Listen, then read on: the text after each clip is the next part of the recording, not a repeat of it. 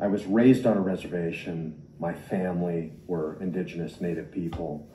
So I was treated as a Native person, and so I identify as a Native person.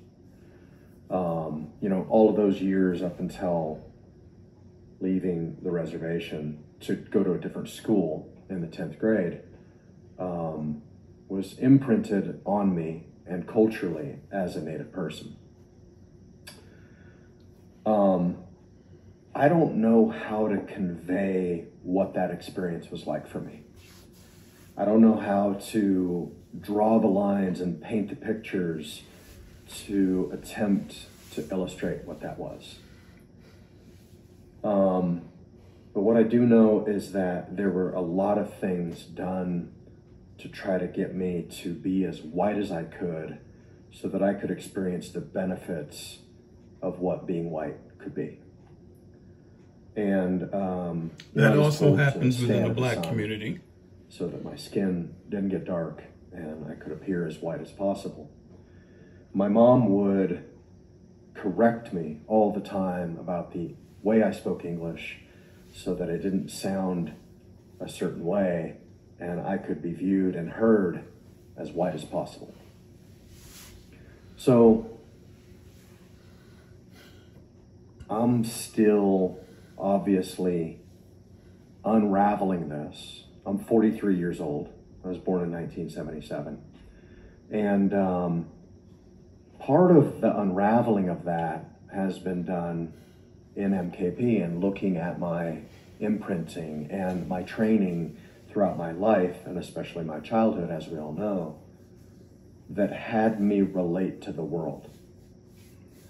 So I did my NWTA the weekend of March 12th through 14th, 2004. That Saturday was March 13th, and I did my carpet work.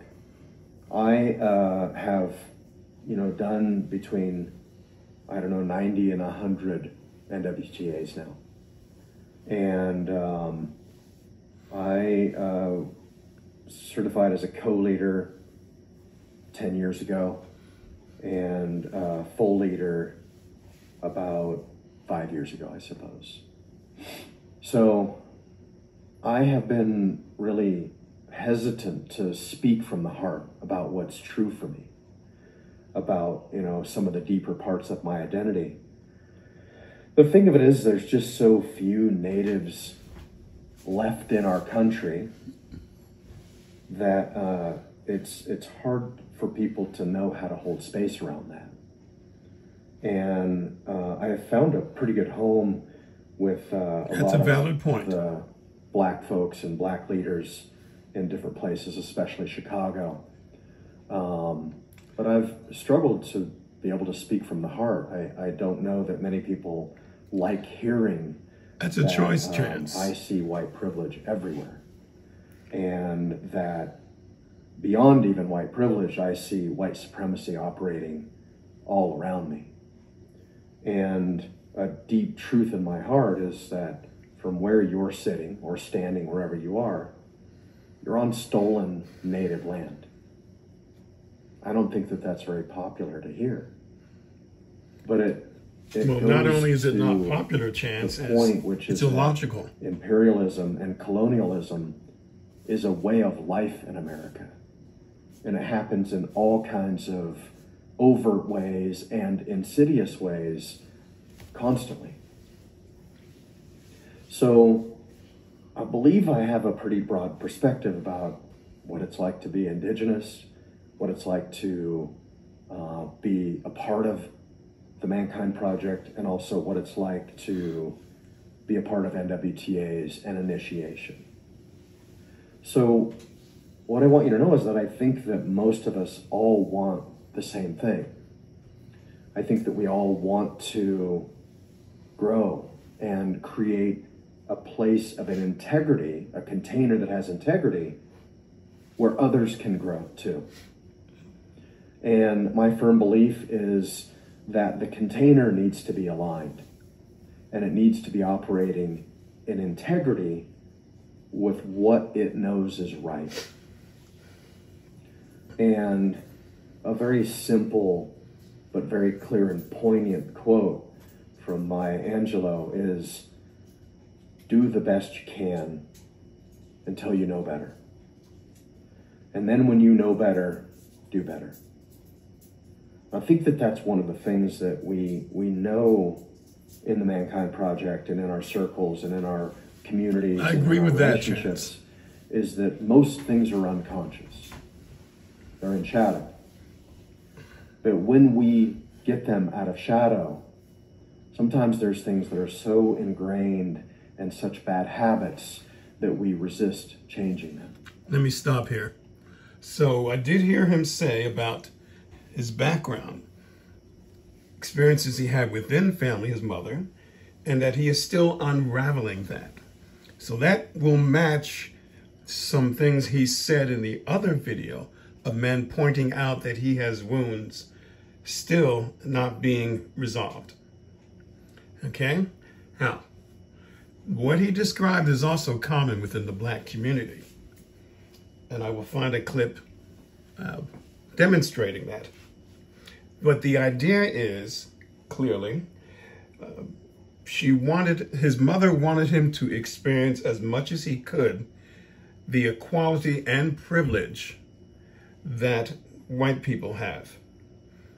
And I, of course, am in complete disagreement with what she said to him and what she made him do, but I can understand why she was doing that. I know of other Black folks who have done the same thing. Specifically, there's one man who talked about, within a circle of support, that when he goes to pick up his daughter, he picks her up from school away from where people can see, because he doesn't want them to know that his daughter's father is Black.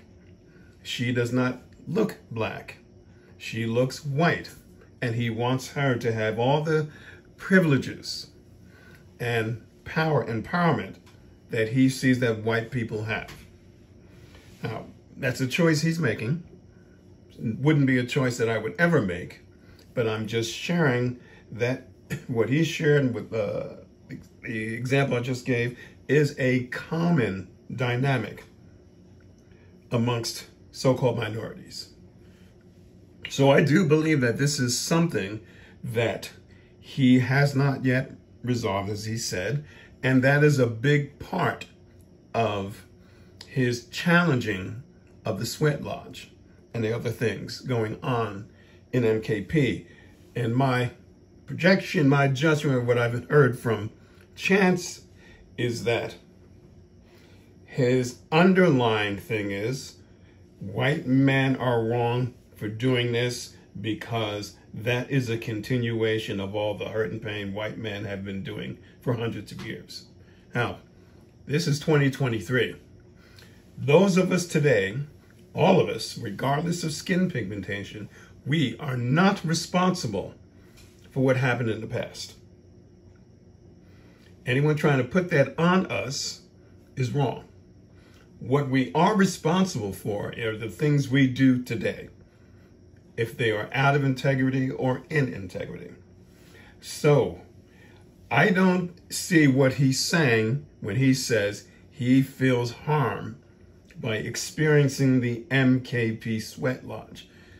My conclusion is that he's taking the hurts and pains from his childhood and projecting that onto the present and asking people to take responsibility for his hurts and pains and to make changes based upon that. That is not what this work is about. And I believe the entire organization is afraid to say that to Indigenous people. I'm not. I will say it. Because they are afraid to do that, this whole thing is in shadow. This is a whole shadow dynamic MKP, as of yet, is unwilling to face.